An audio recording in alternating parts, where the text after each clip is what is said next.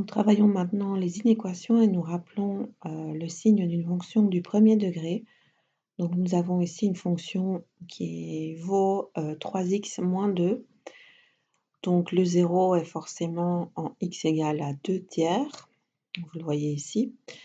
Et cette fonction, elle a comme coefficient angulaire 3. Alors, au niveau des signes, elle est positive au-delà du 0 et elle est négative en deçà du 0.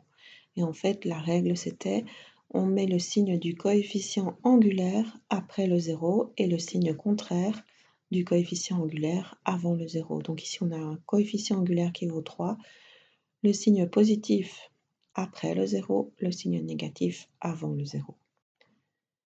Alors, pour le signe d'une fonction du second degré, donc style ax carré plus bx plus c, soit a est négatif, soit a est positif. S'il est négatif, elle est tournée vers le bas.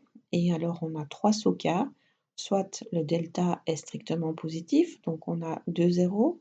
Alors, on remarque qu'entre les zéros, la fonction est de signe positif ici.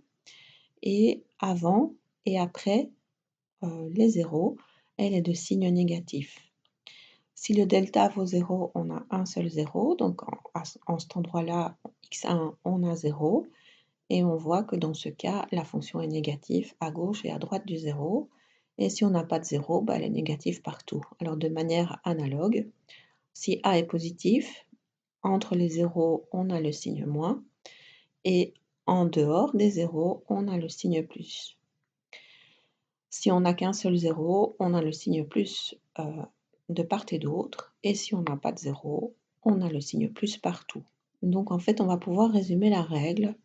C'est on met le signe de A à l'extérieur de 0 et le signe contraire de A entre les zéros. Alors quand il n'y a pas de entre les zéros, c'est le signe de A partout, comme ici et là.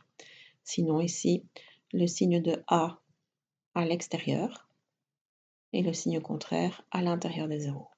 Le signe de A positif ici à l'extérieur et le signe contraire à l'intérieur.